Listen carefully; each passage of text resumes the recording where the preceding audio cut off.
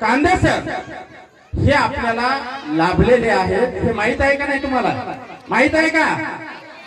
जे आर आबा आम्ही त्यांना म्हणतो की उंची कमी आहे पण कीर्ती खूप मोठी आहे, असं एक अष्टपैलू व्यक्तिमत्व, आदर्श शिक्षक जे नेहमी त्यांच्या ध्यानी मनी फक्त आणि फक्त विद्यार्थी असतात, विद्यार्थ्यांना सामाजिक शैक्षणिक त्यांचा विकास घडावा हाच हेतू असतो, ते मुख्याध्यापक तुमच्या मौखेडला लाभलेले आहेत. त्यांच्यासाठी एकदा जोरदार टाळ्या झाल्या पाहिजे, जोरदार टाळ्या झाल्या पाहिजे.